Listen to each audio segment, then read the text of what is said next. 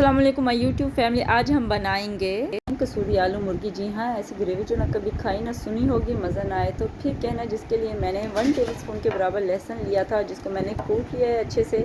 और इसके साथ ही जो है मैंने लिया है एक बड़ा प्याज, टमाटर 2 अदद दरमियाने साइज़ के, जिनको मैंने काट कर ये अलग से रख दिया था। और इसके साथ मैंने लिया है 1.5 पाउच चिकन, जो कि इस डिश की जो है एक अहम हिस्सा है। ये आपको नज़र आ रहा होगा। इसको मैंने धोकर अलग से रख लिया बाउल में। इसके साथ ही मैंने सारे ही घर के मसाले जो इसमें इस्तेमाल होने, कोई भी बाज़ार से नहीं लिया।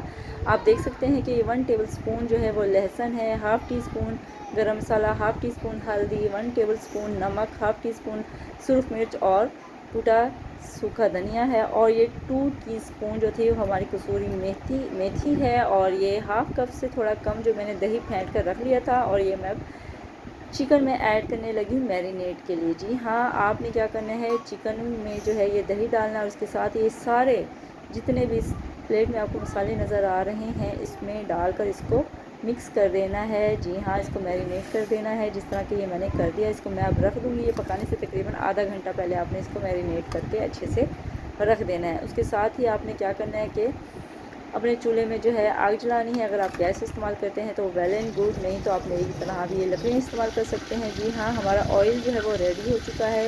इस ऑयल में हमने क्या करना है कि प्याज को ऐड कर देना। प्याज को बहुत ज़्यादा फ्राई नहीं करना, बिल्कुल हल्का सा सॉफ्ट करना है। यही इस डिश की खासियत है, तभी इसको कसूरी आलू मुर्गी कहा जाता है। जी हाँ, इसको थोड़ा सा सॉफ्ट करने के बाद मैंने इसको बाहर निकाल लेना है। और इसको क्या करना है जी, कूट लेना है, अच्छे से बारीक कर लेना है। इसको हमने ज़्यादा डीप फ्राई नहीं करना। प्याज को मैं यहाँ पर कूटने के बाद जो बाकी ऑयल बचा था उसमें जो मैरिनेट किया हुआ चिकन है वो डाल देना है। और चिकन को थोड़ा सा फ्राई करना है, इतना फ्राई करना है कि ये अपना ऑयल अलग कर दे। इसके साथ ही जो मैंने प्याज कूटा था उसके साथ मैंने टमाटरों को भी अच्छे से पीस लिया है। और वो मिक्स किया हुआ मसाला अब मैं इसके अंदर ऐड कर दूँगी ताकि ये अच्छे से इसकी भुनाई हो जाए। तो इसको बहुत ही अच्छे से हमने भूनना है। जैसे कि आपको नज़र आ रहा है कि इसने ऑयल अलग कर दिया था, तो इसमें मैंने जो टमाटर और प्याज कूट कर रखे हुए थे तो वो ऐड कर दिया। अब इसके साथ मैं इसकी भुनाई करने लगी। इसको इतना अच्छे से आपने फ्राई कर लेना है कि ये अपना ऑयल अलग से जो है मसाले का नज़र आना शुरू हो जाए। जी, तो आप देख रहे हैं कि ये हमारा मसाला तकरीबन तैयार हो चुका है। और इसके जो है मसाले ने और अपना ऑयल जो है वो बिल्कुल अलग कर दिया। ये बिल्कुल रेडी है। अब इसमें हमने क्या करना है कि हमारे पास जो 3 अदद आलू थे जो मैंने छील कर काट कर रख लिए थे, जो कि आपको नहीं दिखाए, इसके लिए माजरत जी जनाब। तो इसके अंदर मैंने क्या करना है कि अब आलू ऐड करने हैं।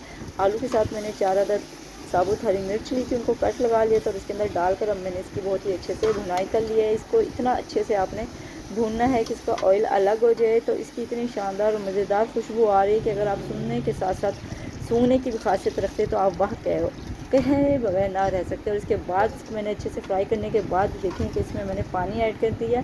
पानी आपने थोड़ा ज़्यादा ऐड करना है क्योंकि हमने इसकी ग्रेवी बनानी है और इसको बहुत अच्छे से पकाना है। देखें कि आपको नज़र आ रहा होगा कि इसके अंदर जो कसूरी मेथी डाली थी वो ऊपर आ गई है एकदम से पानी डालने के साथ ही। और जो है इसकी खुशबू इतनी लजीज और मज़ेदार है कि आप खाए बगैर और तारीफ़ किए बिना नहीं रह सकेंगे। ये मैं आपको करीब से दिखा रही हूँ।